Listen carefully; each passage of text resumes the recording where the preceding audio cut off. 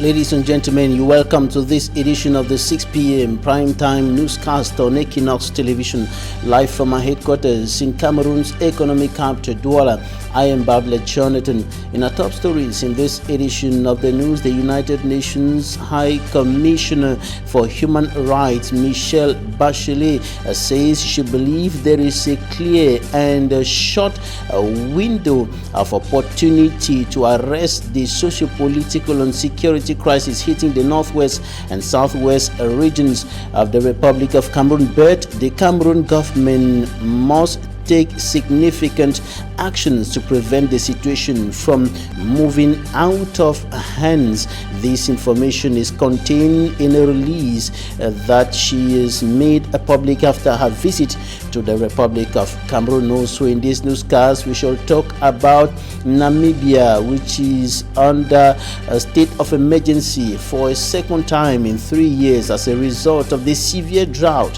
hitting the country. Those were our top stories.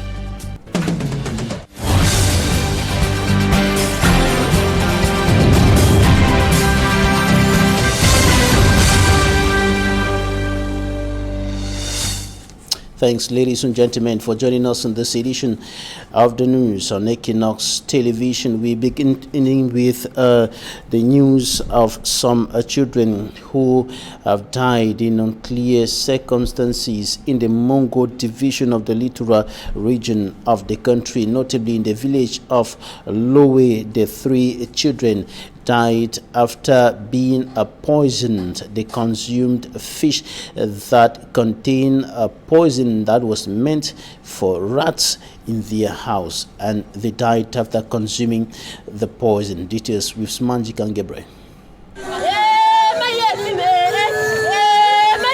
A sad day for the inhabitants of Lowe, a village under Manjo subdivision of the Mongo division in littoral region.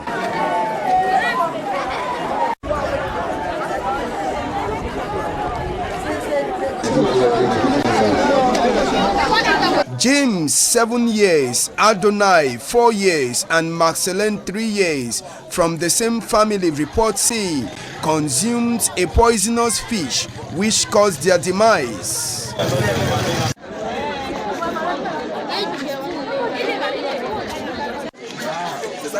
I hear say 3 pikin don't chop fish, we don't put mokap. I heard that 3 children ate a poisonous fish and died. In real terms, the substance wasn't supposed to be kept at home. A woman kept fish in her kitchen. The children picked and ate it. Of the fish, and then they chop the fish. 3 of them don't die. The 3 kids, after consuming the fish, first of all had stomach disorder and collapsed before the first died, and 2 others were rushed to a health unit. The quarter head of Lowe is yet to draw conclusions about the immediate cause of the demise of these kids. I came to see the children that one had already died at home and 2 others also died in the hospital. Inhabitants say they consumed a poisonous substance, but I am waiting on security officials and doctors to conclude with their findings. Late Monday night, after thorough search, the container that had the poisonous substance was discovered by security forces. The father of the family was picked up for investigations, while the woman who poisoned the fish is on the run.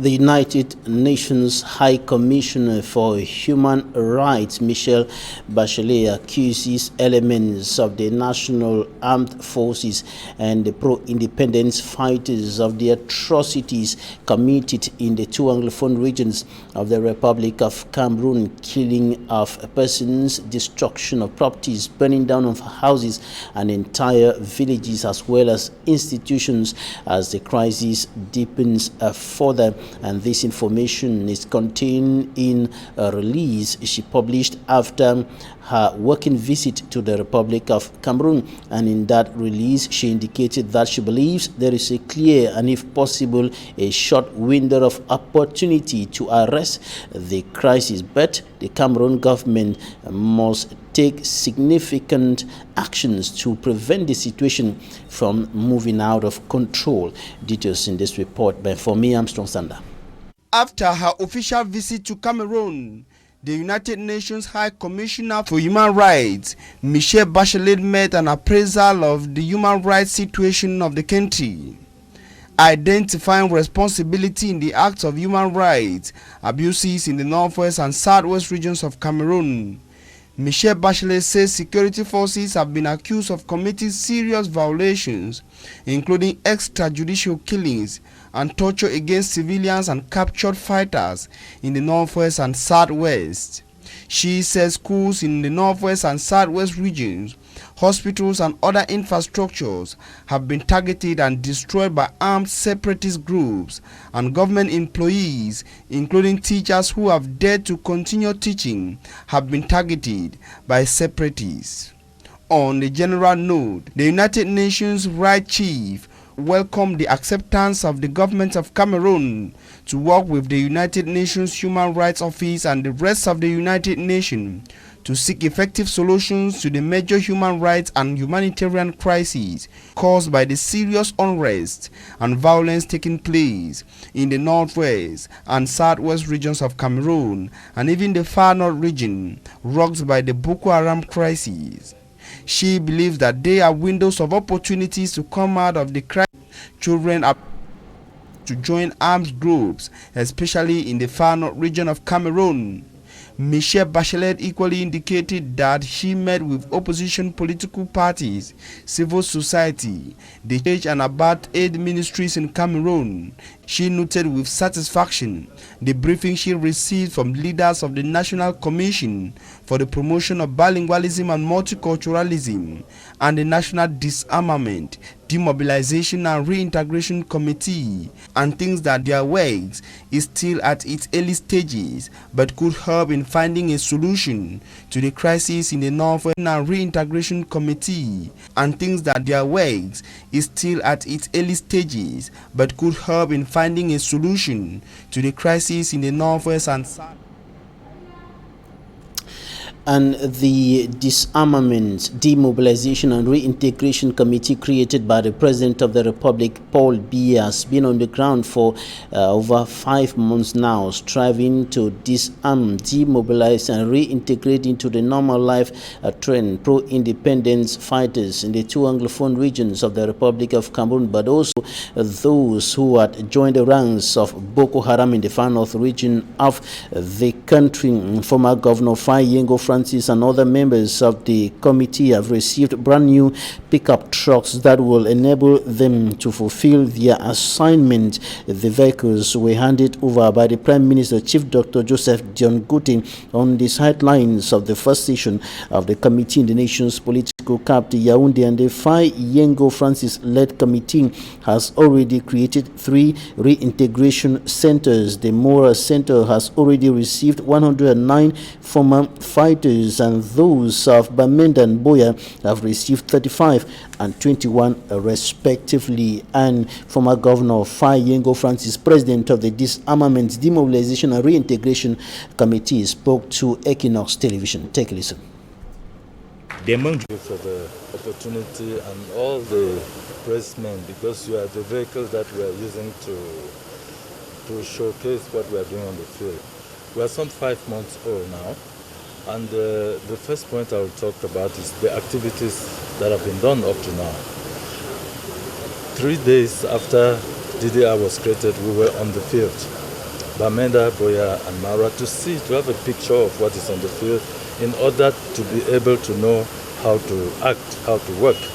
We went on the field and we installed the chiefs of the centers in these 3 places. Immediately we came back from the field on the 22nd of December. We asked them on the field to start our main mission, which is to organize the coming out of the children from the bushes, as the head of state expressly said in 3 different occasions.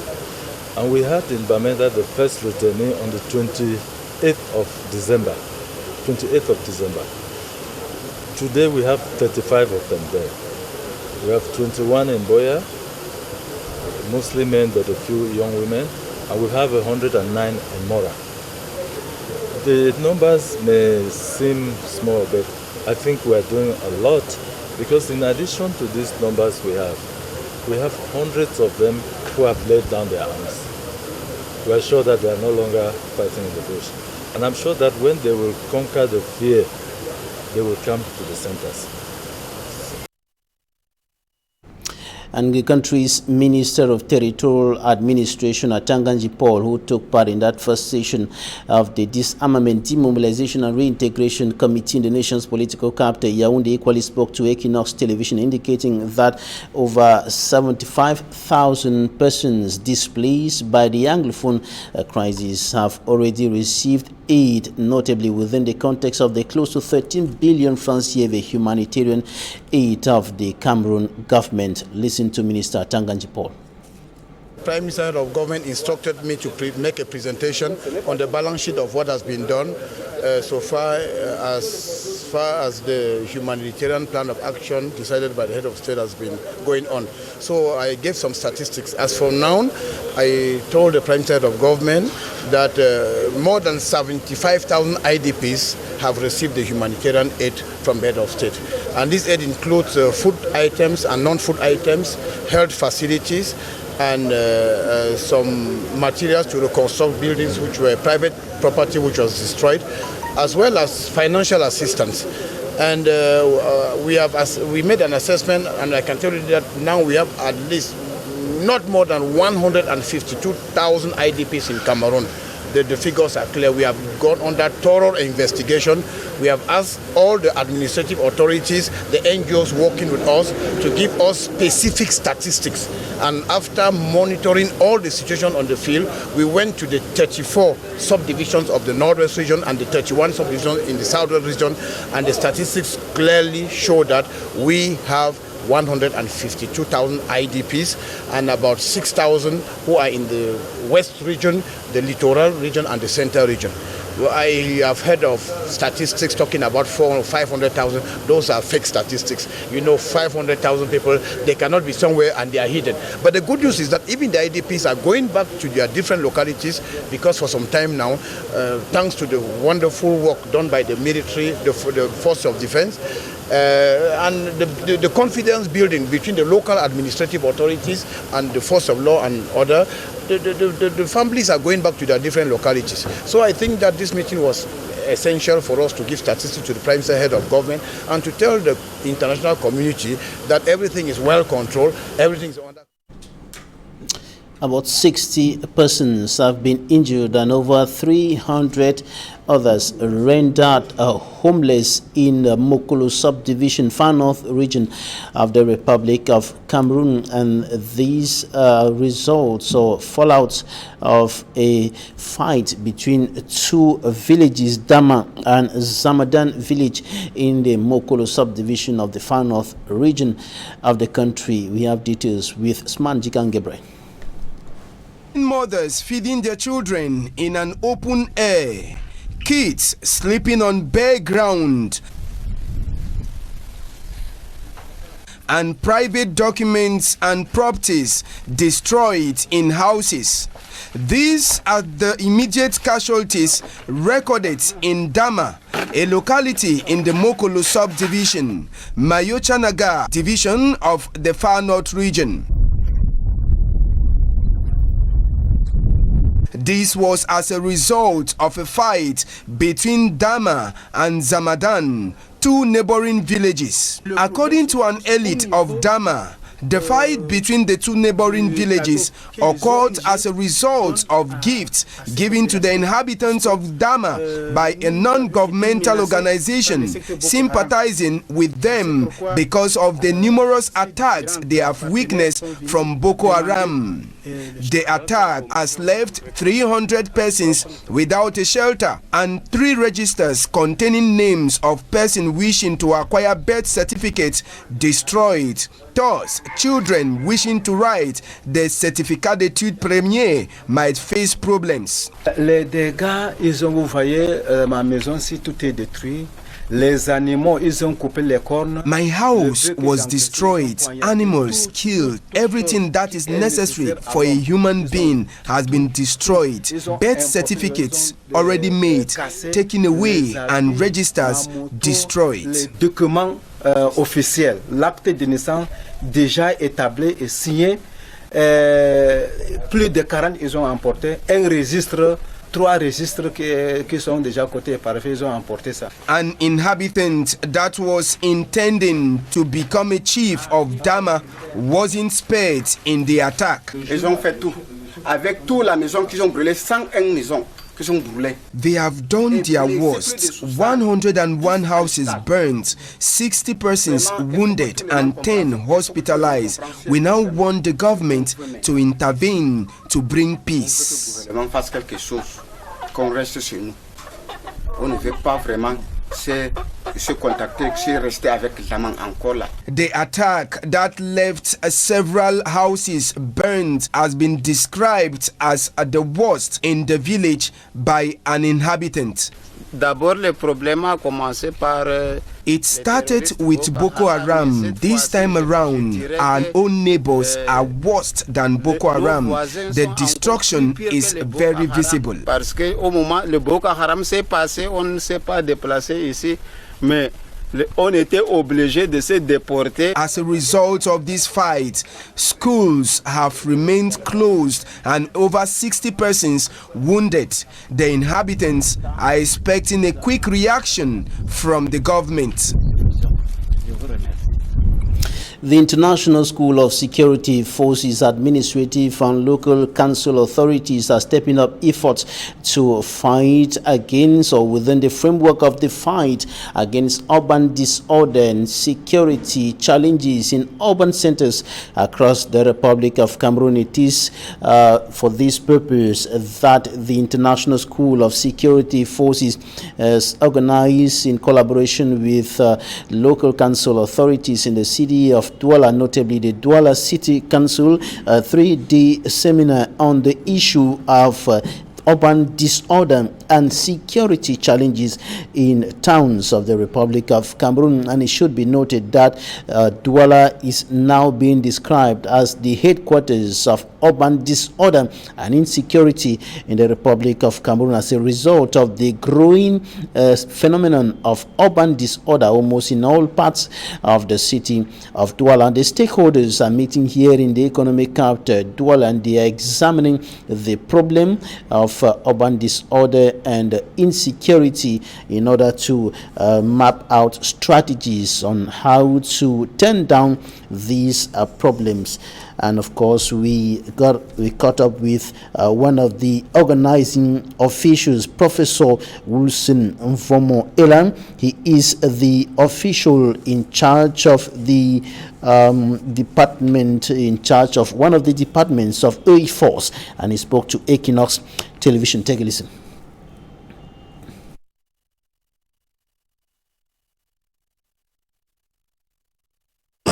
Of this workshop is to take over both disorder and insecurity in our town, to check in the multidisciplinary approach the solutions to that threat which can destabilize our country.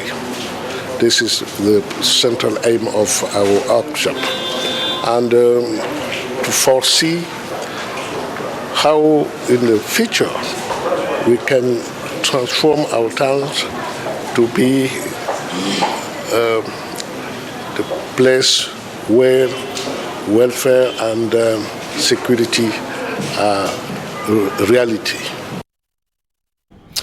Professor Mvomo Ella Wilson is the head of Research and Documentation Center of the International School of Security Forces based in the nation's political capital, Yaoundé. Now we go out of the country to talk about the disturbing situation in Namibia, a country under a state of emergency for a second time in 3 years, and the country is facing a national disaster because of poor rains. President Hage Geingob country is hit by a severe drought, and the government sees the lack of rains has already left 500,000 people, 1 in 5 Namibians, without access to enough food. Livestock and wild animals are also at risk from the drought, and the sparsely populated country has seen a succession of droughts since 2013. The government had set aside $40 million to buy food, water tanks,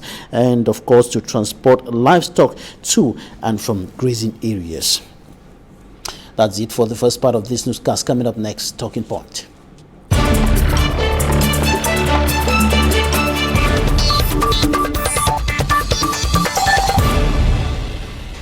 Thanks, ladies and gentlemen, for staying with us in Talking Point. We are receiving a Federalist politician. Anu is the Home Front coordinator of the Federalists. You're welcome. Thank you. Good evening. And you've been on the ground, working and, of course, surveying what has been happening in the northwest and southwest regions of the country. And now you listen to the report on the release of the United Nations High Commissioner for Human Rights, saying that there is a clear and, if possible, a short window of opportunity to arrest the crisis. Do you think this is possible right now? Yeah, it's very possible, and I think when she's saying that, I think she's actually referring that if the government of Cameroon, the separatists and the unionists, they accept to look at the federalist option, I think that is a very short solution, and we are out of the problem. A short solution. Yeah. But she also indicated that government must take significant actions. What are some of those significant actions that government should take at this point in time? Significant action is that government should first of all recognize what the Anglophone separatist people are asking for. They are saying we are being marginalized. What are the points of marginalization? Government should look them. They have been tabled to the government. I saw something on Twitter this morning, the head of state asking for apology, calling for forgiveness. I think that is those are some of the steps the head of state have started taking this morning. If actually that is seriousness, then it should go further than that. There are other steps to be taken. Forgiveness means releasing those in prison, disarming, calling back the military to their barracks, and all other things. And at the end of the day, we present a federalist constitution, and Cameroon returns to a federated state, and then we move out of the problem. So simple as that. But many of the things that you're highlighting, that is referring to significant actions that government should take, have practically been falling on deaf ears. Calls for demilitarization, release of those who have been detained in connection to the crisis, and of course dialogue and all of that have practically been falling on deaf ears for close to 3 years today. Yeah, let me say this morning maybe something started happening. As I said, I saw it on Twitter. If actually it's the head of state who is writing, then that is a magic one that is about to change the situation in Cameroon. Many are expecting the head of state not to just remain on Twitter, but to make, why not a televised address? Why not go to the northwest and the southwest regions and talk to the people directly? That's what we have been crying, but that is what the federalists have been pushing ahead every time. We've been sending memos upon memos to all the leaders, the presidency and all over, calling on the president of the republic to make a televised address. But one of the things that we know, because if at the end of the day we are coming back to decentralization or to the unitary state, nothing is going to move. Let me say why decentralization is not going to move. When you look at the text recently promulgated by Parliament, which has, I don't know whether the head of state have signed it already, validated by Parliament, and the head of state is supposed to have promulgated it. When you look at that text, you see that when they vote the president of the region, a governor appointed by the head of state is coming to lord over them, control them, and that governor, since he is coming with the financial power, can block projects initiated by the regional councils. So we have already seen the failure of a decentralized system, even at this moment when it is not being implemented. There are so many shortcomings of the decentralized system. And so I go ahead now to call on all Cameroonians, everybody from north to south, east to west, to say we should join hands with the federalist movement. And then we come out with a better Cameroon, which is one and indivisible for everybody. When you vote me as the governor of a region or of a state, I will be answerable to you. And at the moment when I don't do what is expected of me and my regional councillors, we are pushed out. And then, so here there are checks and balances. Nothing is just being done like that. And you think that federalism is the clear and, if possible, short window indicated by the United Nations High Commissioner for Human Rights in her message to move out of the crisis? But you're saying this as well as other politicians, notably those of the Social Democratic Front, have been saying this over and over, year after year, and some people are standing on two extremes. Some are saying we want division, some are saying we don't want division, we don't want to hear about federalism, we want decentralization. Yeah. So how do you bring in this? Yeah, these people are saying we don't want division, we don't want federalism, we want division, have been radicalized. And when this issue started sometime in October 2016, the process was gradual. It was a strike by lawyers and teachers. At that moment, it was not yet a political issue, it has not been politicized. When it went up now, the population, they went Agbobala and the others were arrested and locked up in Kundengi. We were talking of federalism at that moment. Still, nothing happened. Then the issue went up to we want separation. When Sisiko Ayoktabe and the others came in from Nigeria, we want division, we want total division. But now we have looked at the killings on the ground. May the souls of those who have departed rest in peace. And up to now, there are people being dying every day. May their souls actually rest in peace. We have looked at the killing on the ground. We have looked at the left and the right, and we see that there is just one central point. It's like in a football field. There is the center where everybody must start the match there. And that central point is going back to federation, which was our point of agreement in 1961. If we don't go back to this federation, then we will keep on hitting our hands on the table for no good reason. All right.